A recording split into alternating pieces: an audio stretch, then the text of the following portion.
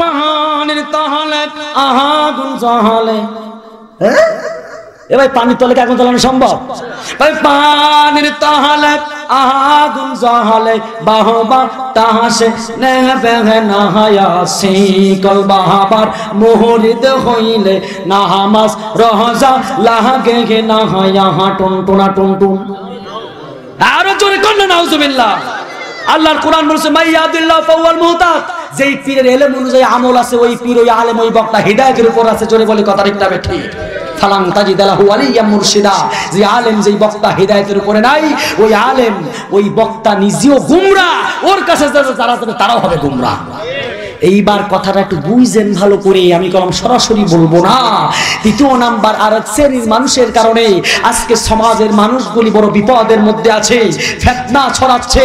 আল্লাহ নবী বলেছেন শেষ জামানা এমন এক জামানা আসবে ওরা পড়ালেখা কিছুই জানে না, খালি কবে আমরা হাদিস মানি, এ মানি তা মানি, কোরআন হাদিসের অপব্যবহার করে মানুষের মধ্যে ফিতনা সৃষ্টি করেছে না না।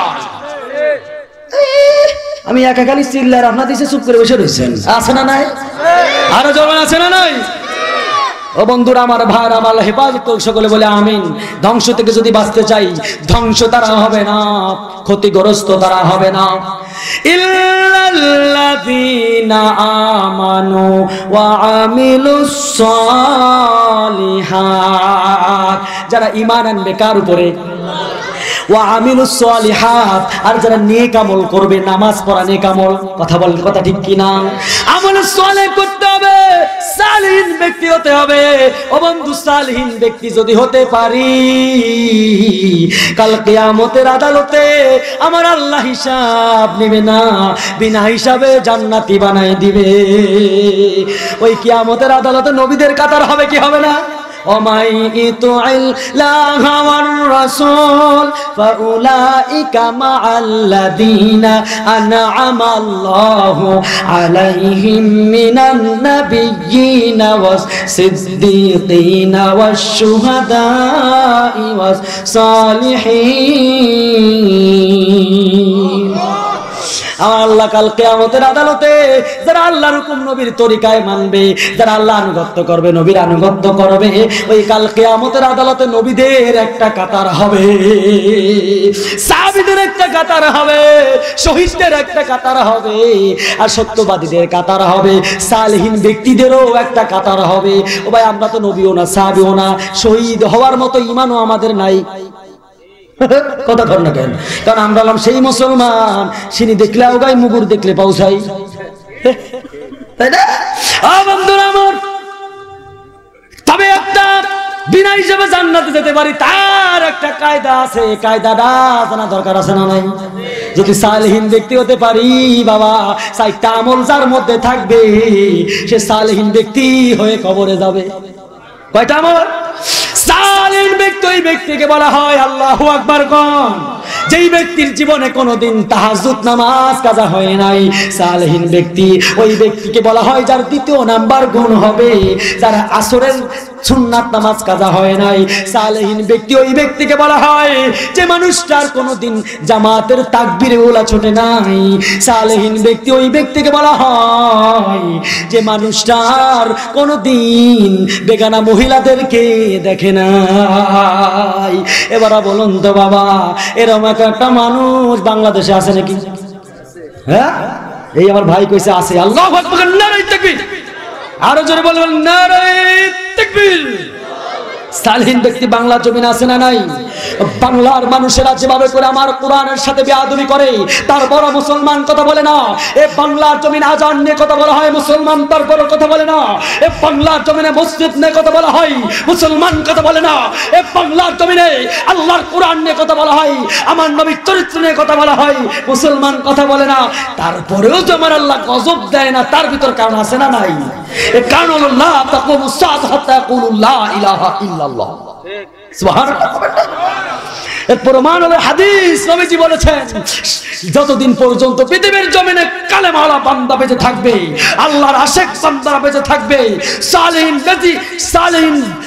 সালেহীন বান্দারা বেঁচে থাকবে, ততদিন পর্যন্ত পৃথিবী ধ্বংস হবে তার মানে তোমরা যারা নাস্তিক, মুরতাদ, কোরআনের দুশমন, আমার নবীর দুশমন, যারা কওমি মাদ্রাসার দুশমন, ও বন্ধু বুঝতে হবে তারা খাইয়ে বাইসে আছে এই আল্লাহর আশেক বান্দাদের উসিলা। কথা বলেন, কথা ঠিক না বেঠে? বন্ধুগণ আমার, ভাইরা আমার, তাহলে গোলামি করতে হবে কার?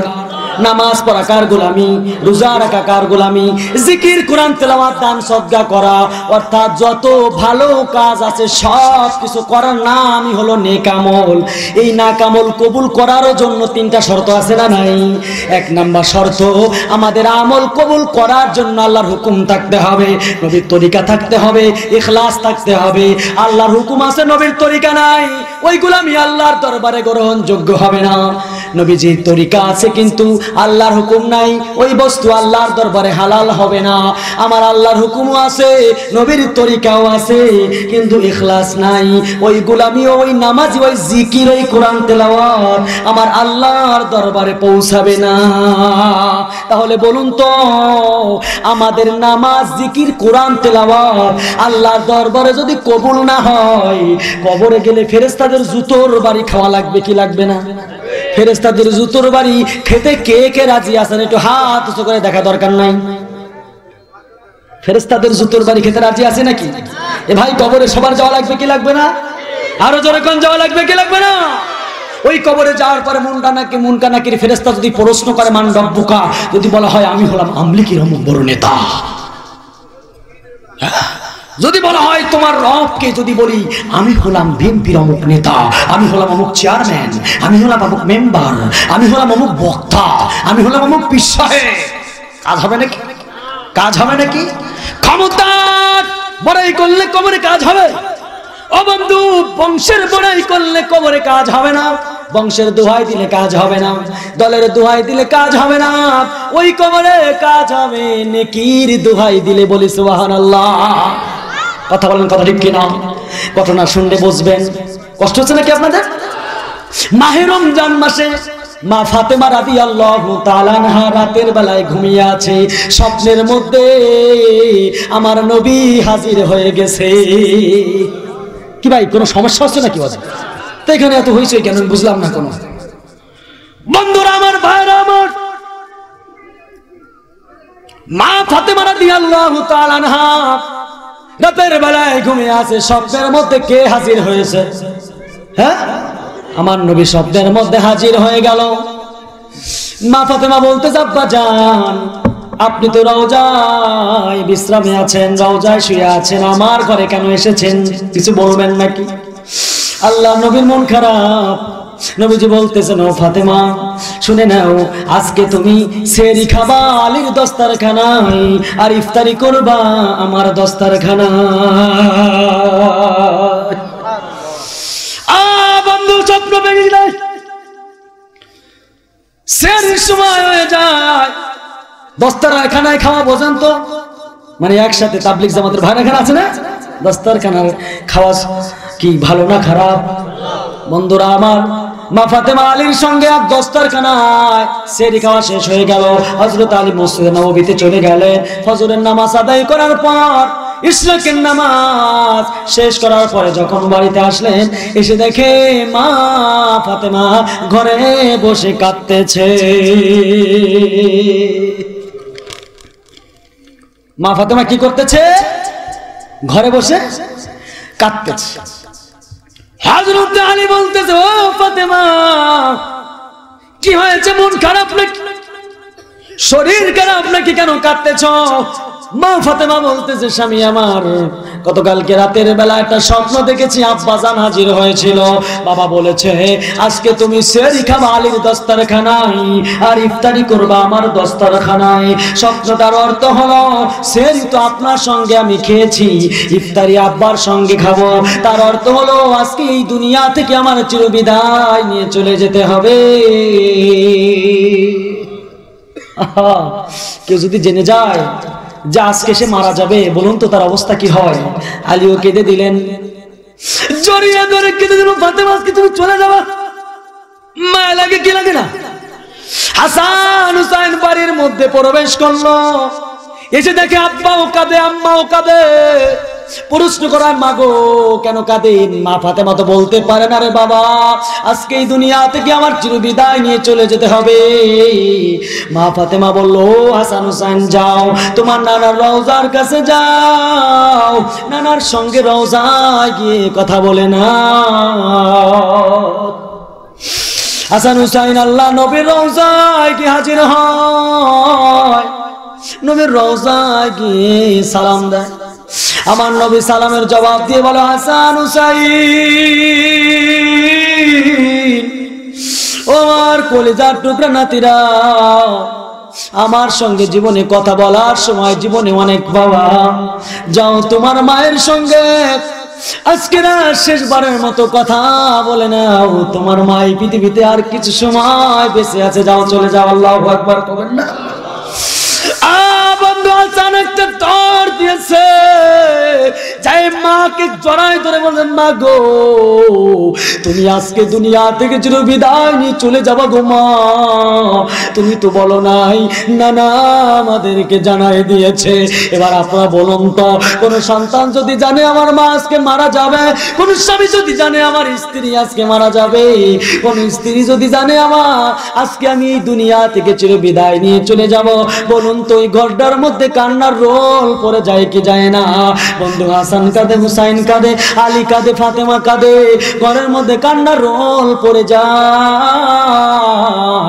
এবার ফাতেমা হযরতে আলীকে হাত ধরে বলতেছে, স্বামী আমার আর কিছু সময় পৃথিবীতে বেঁচে আছি, তবে ইন্তেকালের আগে আপনার কাছে 3টা আবদার রাখতে চাই। কয়টা আবদার? 3টা আবদার আপনি রাখবেন কিনা? আলী বলতেছে, ফাতেমারে কি বলো, কতদিন না খাওয়াই রেখেছি, জীবনে কোনোদিন কোনো কথা বলো নাই, বকা দেও নাই, এক কাপড় 2 জন ভাগে যোগে পড়েছি, কোনোদিন কোনো আবদার করো নাই। কি আবদার তোমার বলো? স্বামী আমার বেশি আবদার নয়, মাত্র 3টা আবদার। 1 নাম্বার আবদার হলো, ও স্বামী গো আমি আপনার সঙ্গে অনেক বছর ধরে সংসার করেছি, আমার কথায় আমার ব্যবহারে আপনি যদি কোনো কষ্ট পেয়ে থাকেন আল্লাহর হস্তে আমাকে ক্ষমা করে দিবেন।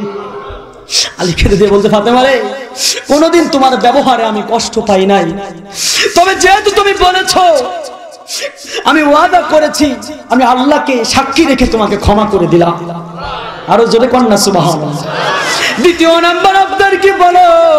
ফাতেমা বলছে, স্বামী আমার 2য় নাম্বার আবদার হলো, আমি ইন্তেকালের পরে আমার হাসান হুসাইনকে দেখার মতো আর কেউ থাকবে না, ওকে একটু কাছে ডেকে 2 মুঠো ভাত খাওয়াতে কেউ আর পারবে না।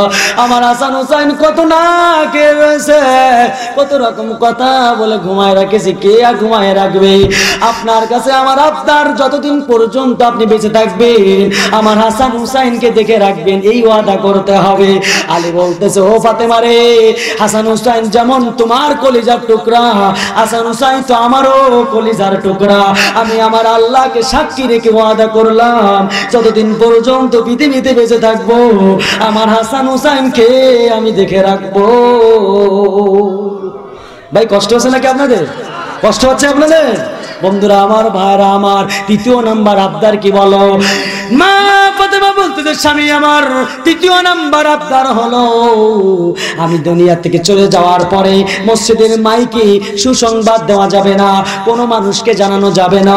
রাতের অন্ধকারে এলাকাতে কিছু মহিলাদেরকে ডেকে এনে আমার জানাজা নামাজে আমার কাপড় আমার গোসলের ব্যবস্থা করাবেন, আর ইমামতির দায়িত্ব আপনি পালন করে আর হাসান হুসাইন মুক্তাদি হইয়া আমার জানাজার ব্যবস্থা করাই দিবে। হে বন্ধু, বন্ধুরে, ওই জানাজা আপনার আমার হবে কি হবে না? কথা কয় না? ও বন্ধু, ওই খাটিয়া উঠা লাগবে কি লাগবে না? কথা কয় না? আরে এখন তো দুনিয়াতে বেঁচে আছি, আলহামদুলিল্লাহ বলতেছি নেকি যাচ্ছে আমল নামায়, এখন সুবহানাল্লাহ বলতেছি নেকি হয়। এই যে কোরআনের মাহফিলে বসে আছি, আমল নামায় নেকি হচ্ছে, কোন আলহামদুলিল্লাহ। ও বন্ধু, তবে শুনে নেন, যেদিন ইন্তেকাল করব, যেদিন আমাদের এই রূহ নামক পাখিটি উড়ে চলে যাবে, সেদিন কলাম আমাদের আমলের দরজা বন্ধ হয়ে যাবে। তার মানে যাদের বাবা, যাদের মা, যাদের ভাই, যাদের বোন এই দুনিয়া থেকে চির বিদায় নিয়ে ওই কবরে চলে গেছে, তারা কবরে বড় অসহায় অবস্থায় আছে না নাই? আছে না নাই? তবে শান্তি পায় তারা সদকায়ে জারিয়া হিসাবে কিছু রেখে গেছে যারা। আরে কথা কয় না? সদকায়ে জারিয়া কাকে বলা হয়? কেউ যদি মসজিদ বানিয়ে যায়, কেউ যদি মাদ্রাসা বানিয়ে যায়, কেউ যদি সিনেমা হল বানিয়ে যায়, কেউ যদি একটা হাফেজ সন্তানকে রেখে যায়, কেউ যদি রাস্তায় একটা কালভার্ট, কল, টিউবওয়েল, কেউ যদি কোনো সদকায়ে জারিয়া একটা গাছ লাগিয়ে যায়, ওই কবরে বসে বসে নেকি পায়। আরে কথা ঠিক কিনা? এবার আসেন, আল্লাহর কলি রাস্তা দিয়ে যাচ্ছে কবরে, হ্যাঁ ওইটা বেঠিক। ও আজ ফিনিশিং দিয়ে তার যাওয়া আমি ইনশাআল্লাহ। বেঠিক কথা কেন বলবো বাবাজি? কোনো সমস্যা নেই, দোয়া করেন। আমি কি বলেছি? সদকায়ে জারিয়া সিনেমা হল, কি বলছি না আমি? এর প্রশ্ন জবাব আমি দিয়ে যাব। আপনাকে রাজি আছেন ইনশাআল্লাহ? বন্ধুরা আমার মনে করাই দিয়েন, ও বন্ধুরা আমার, ভাইরা আমার, আল্লাহর ওলি কবরে পাশ দিয়ে যাচ্ছে, রাস্তার পাশে দাঁড়ায়া সূরা ইয়াসিন, সূরা রহমান, সূরা ফালাক, সূরা নাস, এই সূরাগুলি পড়ে পড়ে আমার ভাইয়েরা কবরে ইসালে সওয়াব করে দিলেন। বাড়িতে চলে যায়। জবরদস্ত আল্লাহর ওলি হওয়ার কারণে রাতের বেলা ঘুমের মধ্যে একটা স্বপ্ন দেখতেছে যে ওই কবরের মধ্যে ওই ফেরেশতারা নেকিগুলি কবরবাসীদের মধ্যে ভাগ করে দিতেছে, কিন্তু সবাই নেকি পাওয়ার জন্য লাইনে দাঁড়িয়েছে, কিন্তু একজন মহিলা ওই গাছের নিচে চুপ করে বসে আছে, মুখে তার হাসি নেকি লাগবে না।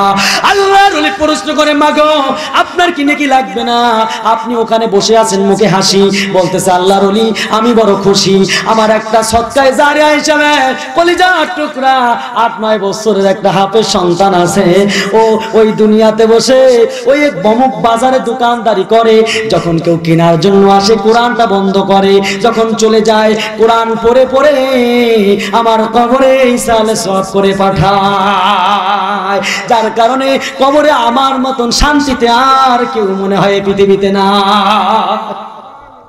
আল্লাহর রাত দেরি করলেন না, পরের দিন বাজারে গেলেন, গিয়ে দেখলেন ওই বাজারের কর্নারে ছোট একটা দোকানে কত সুন্দর চেহারাওয়ালা 8-9 বছর বয়স হবে একজন কোরআনের হাফেজ সন্তান আমার আল্লাহর কোরআন তেলাওয়াত করে করে মায়ের জন্য আল্লাহর দরবারে দোয়া করতেছে। বলি সুবহানাল্লাহ। আল্লাহর ওলি বাচ্চাটিকে বুকের মধ্যে জড়ায় ধরে বলে, বাবা রে খবরদার, তোর মাকে আমি স্বপ্ন দেখেছি, এ আমল তুই কোনোদিন ছাড়বি না। বন্ধুরা আমার, ভাইরা আমার, আল্লাহর ওলি ওসিয়াত করে চলে গেলেন। কয়েকদিন যেতে না যেতেই ওই কবরের পাশ দিয়ে আবার যাচ্ছিলেন, কবরের পাশে দাঁড়াইয়া আবার দোয়া করলেন। রাতের বেলা আবার স্বপ্ন দেখলেন যে এবার ওই কবরবাসীদের সবার মাঝে নেকিগুলি ভাগ করে দিতেছে, সবাই নেকি পাওয়ার জন্য পাগল হয়ে গেছে। কিন্তু ওই যে এক যে মহিলাকে গাছের নিচে দেখেছিল তাকে আর দেখা যায় না। কি হলো? সে কোথায়? তাকিয়ে দেখলো সে সকলের সামনে দাঁড়িয়ে নেকির জন্য কাঁদতেছে, বলছে আমাকে একটা নেকি দাও, আমাকে একটা নেকি দাও। আল্লাহু আকবার কোন। আল্লাহর ওলি বলতেছেন, মাগো কি হয়েছে আপনার? আপনি তো কবরে বড় ভালোই ছিলেন, নেকি পাওয়ার জন্য এখন কেন কাঁদতেছেন? এবার মা কেঁদে বলতেছো, গো আল্লাহর ওলি, আমি বড় পোড়া কপাল, আমার একটা কলিজার টুকরা সন্তান সদকায়ে জারিয়া হিসেবে পৃথিবীর জমিনে ছিল, আর কেউ নাই। আমার ওই সন্তানটি কয়েকদিন হলো দুনিয়া থেকে চির বিদায় নিয়ে চলে গেছে, এখন সদকায়ে জারিয়া হিসেবে আর কেউ আমাকে দোয়া করে কবরে পাঠায় না, যার কারণে আমি কবরের মধ্যে বড় বিপদে আছি। কথা বলেন, কথা ঠিক কিনা? এইবার আসেন তো, আপনার সন্তানকে কোরআন পড়ানো লাগবে কি লাগবে না? আরে কথা কয় না? নাকি পড়াবেন হাট্টিমা টিম টিম, ওরা মাঠে ফারে ডিম, ওদের খাড়া ঢুকে সিং, ওরা হাট্টিমা টিম টিম। হ্যাঁ সুবহানাল্লাহ কইছেন কি?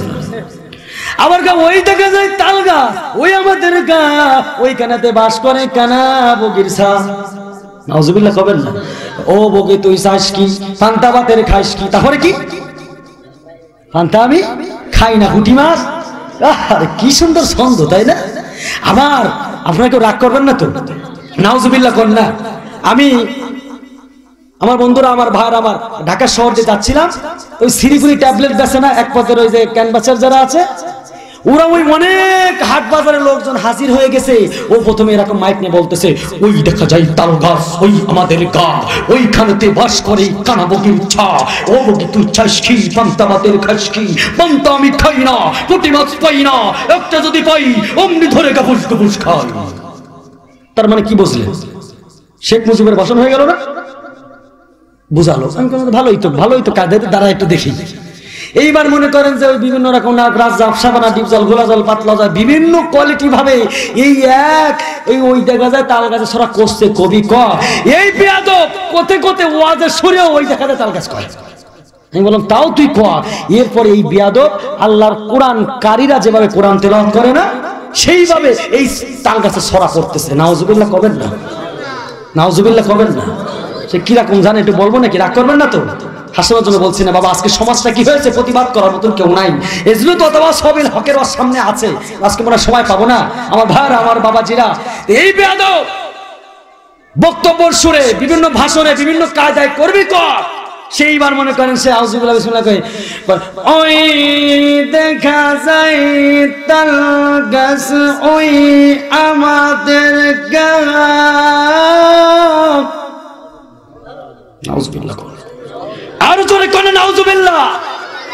এ ভাই আজকে সমাজে আল্লাহর কোরআন নিয়ে ব্যঙ্গ করা হচ্ছে কি হচ্ছে না? হচ্ছে কি হচ্ছে না? সন্তানকে কোরআন পড়ানো লাগবে কি লাগবে না? আজকে সদকায়ে জারিয়া হিসেবে আপনার সন্তান যদি একজন হাফেজ হতে পারে, মাদ্রাসায় শিক্ষায় শিক্ষিত হয়ে একজন আলেম হতে পারে, ও বন্ধুরা আমার ভাই আমার যতদিন পর্যন্ত কবরে শুয়ে থাকবো সদকায়ে জারিয়া হিসেবে যাবে কি যাবে না? এবার আসেন বলছিলাম মসজিদ এই যে একটা মসজিদের কাজের জন্য মাদ্রাসার কাজের জন্য কেউ যদি একটা ঈদ দিয়ে ইমাম সাহেবদের নিয়ে খায়াত যেন আল্লাহ বাড়াই দেয়, আর বাচ্চা ছোট বাচ্চা জানি মারা যায়, আজকে থাক নাকি? কি বলেন? মেলা রাত হয়ে গেছে না? কোয়া লাগবেই। ঠিক আছে ইনশাআল্লাহ, যেহেতু ওয়াদা করেছি আমি একেবারে সুর তাল কিছু আমি সংক্ষেপে বলে দেব। বাচ্চা আমার চলে গেল বাড়িতে, চিন্তা ভাবনা করলো কি করা যায়। বিবির কাছেও বইতে বলে না, কারণ বিবি যদি শোনে, রানী যদি শোনে যে তার সন্তানের জন্য এই দেশের মধ্যে এক বুড়িমা দোয়া করেছে তার সন্তান যেন মারা যায়, মহিলাদের মায়ের কষ্টর ছোট রাগ লাগবে কি লাগবে না? বাচ্চা চিন্তা করলো বুড়িমাকে ডাকা হবে, উজিরকে পাঠাই দিল, যা উজির ওই বুড়িমাকে আমার দরবারে হাজির করো। সে এই কি দোয়া করেছে, এই দোয়াগুলো কেন করলো আমি জানতে চাই। অনেক লম্বা ঘটনা।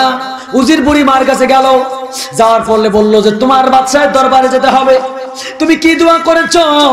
বাদশা সেই দোয়া শুনেছে। বুড়িমা একটু ভয় পেয়ে গেলেন, উজিরের সাথে আসলেন না, বলেন উজির তুমি যাও, আমি আগামীকাল আসবো। লাঠি ভর করে করে বাদশাহের দরবারে বুড়িমা হাজির হয়ে গেল। বাচ্চা এবার বলল বুড়িমা তিনটি দোয়া আপনি করেছেন। এক নম্বর দোয়া যে আমার দেশের মুয়াজ্জিন যেন পড়তে উঠতে উঠতে এক একজন মারা যায়, এই দোয়াটা কেন করলেন? বুড়িমা বলল যা পানা দোয়া আমি করেছি, আমার উদ্দেশ্য খারাপ ছিল না। আল্লাহু আকবার। আমি জানি যতদূর একজন মুয়াজ্জিনের মর্যাদা কম না বেশি, যারা মসজিদে মুয়াজ্জিন আযান দেয় মানুষদের ডাকে, কাল কিয়ামতের আদালতে বেলালের কাতারে তারা দাঁড়াবে, তাদের গলাটা উঁচু থাকবে। আমি এই জন্য মুয়াজ্জিনদের দোয়া করেছি যাতে তাড়াতাড়ি তারা মারা যায়। মুয়াজ্জিন যখন প্রত্যেক উক্তি উক্তি আযান দেয়, এই আযান শুনে শত শত মানুষ, হাজার হাজার মানুষ মসজিদে নামাজ পড়তে আসে। এই যে মুয়াজ্জিন আযান দিল, মানুষদেরকে মসজিদে ডাকলো, এই ডাকার কারণে সে যে একজন নেকির মালিক হলো। আমি আবেগে এই দোয়া করেছিলাম, এই মানুষটা এত বড় একটা ভালো কাজ, নেকির কাজ করা অবস্থায় যদি মারা যায়, অবশ্যই এই মানুষটা তো জান্নাতে যাবে। এই জন্য আমি দোয়া করেছি পড়তে উঠতে উঠতে যদি আযান দেওয়ার পরে একজন মুয়াজ্জিন মারা যাইতো, তারা তো জান্নাতি হয়ে যাইতো। বন্ধু দোয়াটা যদি একটু কঠিন হয়, কিন্তু উদ্দেশ্য খারাপ ছিল না, ভালো ছিল। এইবার বলল বুড়িমা ভালো কথা। দ্বিতীয় নম্বর দোয়া করেছিলেন ইমাম সাহেব যারা আছে তারা যেন তাদের নেক হায়াত যেন আল্লাহ বাড়ায় দেয়, এই দোয়া কেন করলেন? বুড়িমা বলল, ও জাহাপানা, এই সমাজে জিনা হয়, এই প্রতিবাদ করার দায়িত্ব হলো মসজিদের ইমামের। মসজিদের কমিটির মধ্যে অনেকে আছে সুদ খায়, এদের প্রতিবাদ করার দায়িত্ব হলো ইমামের। এলাকার মধ্যে কত অন্যায় হয়, ইমাম প্রতিবাদ করে না, চাকরি হারানোর ভয়। কথা বলেন। আমি এই জন্য দোয়া করেছি আল্লাহ যাতে ইমামদের নেক হায়াত দারাজ করে দেয়, কারণ তারা এই যে অন্যায়ের প্রতিবাদ না করার কারণে এই অবস্থায় যদি তারা মারা যায়, তারা তো জাহান্নামীও হতে পারে, কাল কিয়ামতের আদালতে আল্লাহর দরবারে কাঠগড়ায় দাঁড়াতে পারে। এই জন্য দোয়া করেছি আমার আল্লাহ যেন ইমামদের নেক হায়াত দারাজ করে দেয়, আর তারা যেন হক কথা, ওয়াতাসাবিল হক, হকের কথা, অন্যায়ের প্রতিবাদ, কালেমার কথা বলে তারা যেন ঈমান নিয়ে কবরে যেতে পারে। বাদশা বলতেছে, বুঝলাম সব দোয়াই তুমি করেছো বুড়িমা, কিন্তু আমার এই ছোট কচি বাচ্চা ও যাতে মারা যায়, এই দোয়া তুমি কেন করলা? বুড়িমা বলতে, জাহাপানা, আল্লাহর রাস্তায় আমাকে ক্ষমা করবে, আমি আপনাকে অনেক কাঁদিয়েছি, অনেক কষ্ট দিয়েছি বাচ্চা গো, তবে আমার মনে কোনো খারাপ উদ্দেশ্য ছিল না গো বাচ্চা। আমি যতদূর আলেমদের মুখে শুনেছি, কিতাবের মুখে শুনেছি, কিতাবে পড়েছি, কোন শিশু সন্তান যদি মারা যায় তারা তাকে মাসুম বেগুনাহ, কাল কিয়ামতের আদালতে যাদের শিশু সন্তান মারা যায়, এই মা বাবাকে, মানুষকে সুপারিশ করার ক্ষমতা আমার আল্লাহ দিয়ে দেয়। এই জন্য আমি দোয়া করেছি যে আপনার মতো একজন আল্লাহর ওলির সন্তান, সে যদি মাসুম অবস্থায় মারা যায়, না জানি সুপারিশ করে আমাকেও নাজাত জান্নাতে নিয়ে যায়। এই জন্য দোয়া করেছি আপনার সন্তান যেন সাবাল্যক হয়ে গুনাহের কাজ করার আগেই সে যেন দুনিয়া থেকে চির বিদায় নিয়ে চলে যায়। এই জন্য আমি দোয়া করেছি। আপনারা বলুন তো, এই কথা শোনার পরে বাচ্চার মনে কি খারাপ লেগেছে না ভালো লেগেছে? আরো জোরে বলেন। আমার আল্লাহ কবুল করুক সকলে বলেন আমিন। আল্লাহুম্মা আমিন। ربنا ظلمنا أنفسنا وإن لم تغفر لنا وترحمنا لنكونن من الخاسرين ربنا فاغفر لنا ذنوبنا وكفر عنا سيئاتنا وتوفنا مع الأبرار حسبنا الله ونعم الوكيل نعم المولى ونعم النصير আরশের মালিক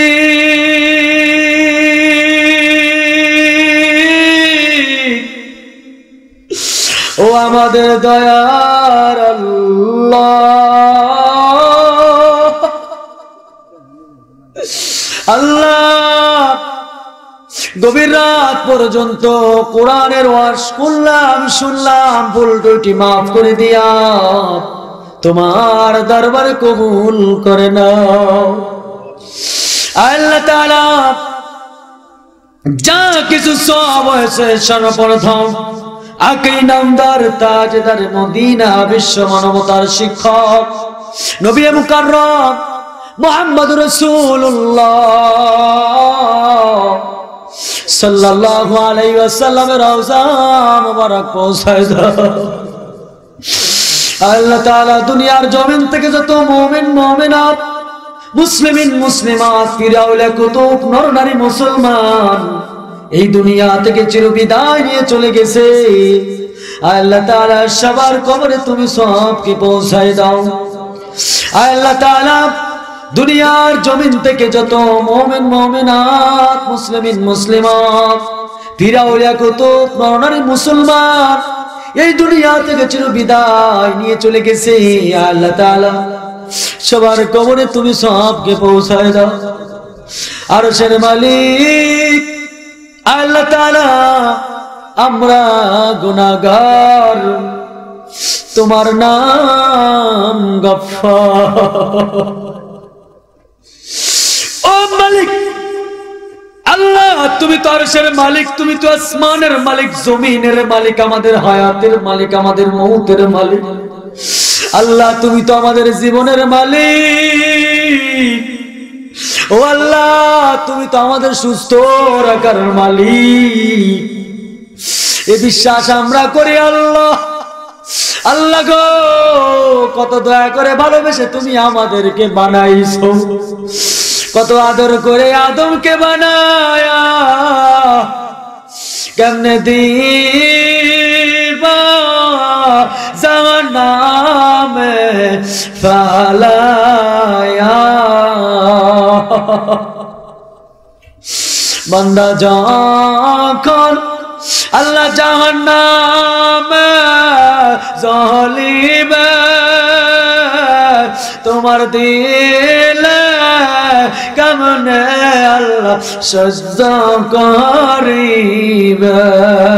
আল্লাহ আল্লাহ গো তুমি আমাদের হাতের গুনাহের দিকে তাকাইও না। আল্লাহ তুমি আমাদের চোখের গুনাহের দিকে তাকাইও না। আল্লাহ তুমি আমাদের কথার গুনাহের দিকে তাকাইও না। আল্লাহ তুমি আমাদের মুখের গুনাহের দিকে তাকাইও না। এই কোরআনের মাহফিলের উসিলা করে মালিক তুমি আমাদের জীবনের সমস্ত গুনাহগুলি মাফ করে দাও।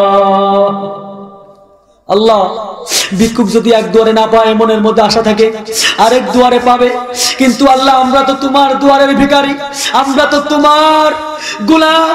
আল্লাহ তুমি যদি আমাদেরকে এই গভীর রাতে ফিরিয়ে দাও, আমাদের তো আর কোনো জায়গায় যাওয়ার উপায় নাই। আল্লাহ তুমি আমাদেরকে খালি হাতে ফিরাই দিও না। আল্লাহ ভাই সবাই ডাক দি আল্লাহ আল্লাহ আল্লাহ। আল্লাহ তুমি আমাদেরকে মাফ করে দাও। আল্লাহ জীবনে কত নামাজ কাজা করেছি তুমি ক্ষমা করে দাও। আল্লাহ আমাদের মা বাবার গুনাহকে তুমি মাফ করে দাও, আমাদের আত্মীয় স্বজনের গুনাহকে তুমি মাফ করে দাও। আল্লাহ ও আরশের মালিক কত ভাই হাত উঠাইছে, হুজুর আমার মা নাই, হুজুর আমার কলিজার টুকরা বাবা নাই। যারা মাকে মা বলে ডাকতে পারে না, বাবাকে বাবা বলে ডাকতে পারে না। আল্লাহ যেই মায়ের পেটে 10 মাস 10 দিন ছিলাম, শীতের মধ্যে নিজে ভিজা জায়গায় শুয়ে সন্তানকে শুকনা জায়গায় শোয়াইল, যেই মা নিজে নাকি সন্তানকে খাওয়াইল, যেই মার পেটের মধ্যে কত লাথি মেরেছে, মাকে কত কষ্ট দিয়েছি গো আল্লাহ। সেই মা যাদের না ওই অন্ধকার কবরে বাঁশ বাগানে গাছতলায় চিরবিদায় নিয়ে চলে আসে, কি অবস্থায় আছে জানি না।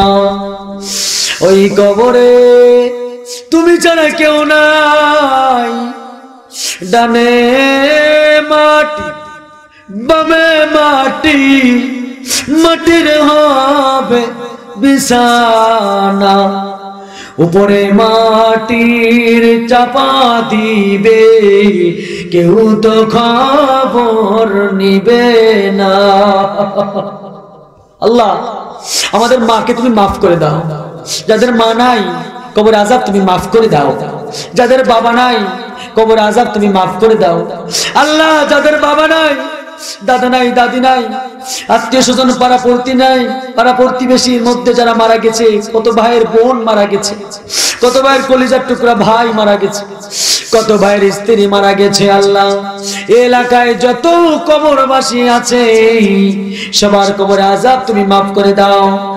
আল্লাহ তুমি মাদ্রাসা মসজিদ খানাকে কবুল করে নাও, আমার যুবক ভাইদেরকে আল্লাহ তুমি কবুল করে নাও, যারা কষ্ট করে আল্লাহ কষ্ট করে জ্ঞান দিয়ে শ্রম দিয়ে আল্লাহ এত সুন্দরভাবে কোরআনের মাহফিল আয়োজন করলেন, আল্লাহ তুমি কবুল করে নাও। আল্লাহ তাআলা এই মাদ্রাসার কমিটি যারা আছেন তাদেরকে আল্লাহ তুমি কবুল করে নাও, বিশেষ করে আজকে এই মাহফিলের সভাপতি সাহেবকে আল্লাহ তুমি কবুল ও মঞ্জুর করে নাও। এই মাদ্রাসার সভাপতি, সেক্রেটারি, কেশিয়া, সদস্যবৃন্দ যারা আছেন সবাইকে আল্লাহ তোমার বান্দা হিসেবে কবুল করে নাও। এই মাদ্রাসা মসজিদের হাফেজ সাহেব, ইমাম সাহেব, ছাত্র, তালবে আলেম সবাইকে কবুল করে নাও। যারা মুরব্বী আছেন নেক হায়াত আল্লাহ তুমি দারাজ করে দাও। আল্লাহ তাআলা আমার যে ভাই মাইকের অপারেটর সাউন্ডের ব্যবস্থা করলেন, আল্লাহ তাআলা তুমি এই সাউন্ডকে আল্লাহ কোরআনের খেদমতে, আল্লাহ কোরআনের খেদমত করা তৌফিক দান করে দাও। আল্লাহ তাআলা মুহাম্মাদিয়া মিডিয়া সেন্টার ঢাকা থেকে এসেছেন আল্লাহ এই কোরআনের মাহফিলকে সারা বিশ্বের মানুষকে শোনানোর জন্য। আল্লাহ এই মিডিয়াকে তুমি কোরআনের জন্য কবুল ও মঞ্জুর করে নাও। আল্লাহ যারা হাত উঠাইছেন, আল্লাহ পর্দার মা বোনেরা যারা আছেন, মাইকের আওয়াজ যত দূরে যায়, যারা আমাদের সঙ্গে আছেন, যার হাত তোমার পছন্দ হয় তার হাতে উসিলা করে মালিক তুমি আমাদের দোয়াকে কবুল করে নাও। আল্লাহ আমার ভাই আমার পাশে বসা আছেন, অনেক কষ্ট করেছেন, আল্লাহ তুমি কবুল ও মঞ্জুর করে নাও। ডান পাশে অনেক বাবাজি বসা আছেন, আল্লাহ কবুল করো। সামনে অনেক বাবাজি বসা আছেন, কবুল করো। আল্লাহ তুমি তো অন্তর্যামী, আল্লাহ তুমি তো বান্দার মনের ব্যথার কথা জানো। কত ভাই বিপদে আছে আল্লাহ তুমি জানো, কত ভাই অসুস্থ আছে আল্লাহ তুমি জানো। যারা অসুস্থ আছে বিমারকে শিফা দিয়ে দাও, যারা বিপদ আছে বিপদকে দূর করে দাও। আল্লাহ কত ভাই ঋণী আছে ঋণ মুক্ত তৌফিক দান করে দাও। কত ভাই কত সমস্যার মধ্যে আছে আল্লাহ তুমি সমস্যাকে দূর করে দাও। ব্যবসা বাণিজ্যের মধ্যে বরকত দিয়ে দাও। আল্লাহ যারা এই মাদ্রাসার কাজের জন্য ইট দান করলো, সিমেন্ট দান করলো, টাকা পয়সা দিল, সবার দানকে আল্লাহ তুমি কবুল করে নাও। আল্লাহ সবার মনের আশা তুমি পূরণ করে দাও। আল্লাহ জানি না কবে এই দুনিয়া থেকে চির বিদায় নিয়ে চলে যেতে হবে, জানি না কবে আজরাইল সামনে এসে দাঁড়াবে। খাঁটি ইমানদার মুসলমান না বানায়া ওই কবরের ডাক দিও না। আল্লাহ তুই আমাদের ঈমানকে মজবুত করে দাও। আল্লাহ তুমি আমাদের ঈমানকে মজবুত করে দাও। আল্লাহ তুমি বাংলার জমিনকে কোরআনের বাংলা বানাও। আল্লাহ তুমি বাংলার জমিনে তোমার রাসূলের তরিকার বাংলা বানিয়ে দাও। বাংলাদেশ যত মসজিদ মাদ্রাসা আছে আল্লাহ তুমি কবুল করে নাও। আল্লাহ যত হক্কানি আলেম ওলামা পীর মাশায়েখ আছে আল্লাহ তুমি কবুল করে নাও। যারা ভণ্ড, যারা টাউটার, যারা বাটপার, যারা কোরআনের দুশমন, মসজিদ মাদ্রাসার দুশমন, আলেমদের দুশমন, আল্লাহ তুমি এদেরকে হিদায়াত নসিব করে দাও। হিদায়াত যদি না থাকে আল্লাহ দুনিয়ার জমিন থেকে নাস্তে নাবুদ করে দাও। আল্লাহ এই মাদ্রাসার ছোট ছোট কচি কচি বাচ্চারা কত ভালো, আল্লাহ এদের মেধাকে তুমি বাড়িয়ে দাও। এরা এক একজন যেন কোরআন হাফেজ হয়ে আলেম হয়ে আল্লাহ নবীওয়ালা কাজ করতে পারে, কালেমার দাওয়াত দিতে পারে, গোটা বিশ্বে আল্লাহ তুমি কবুল করে নাও। রব্বির হামহুমা কামা রব্বায়ানি সগীরা, আল্লাহুম্মা রব্বির হামহুমা কামা রব্বায়ানি সগীরা। সুবহানা রাব্বিকা রব্বিল ইজ্জাতি আম্মা ইয়াসিফুন ওয়া সালামুন আলাল মুরসালিন আলহামদুলিল্লাহি রাব্বিল আলামিন। বাকে লা ইলাহা ইল্লাল্লাহু মুহাম্মাদুর রাসূলুল্লাহ।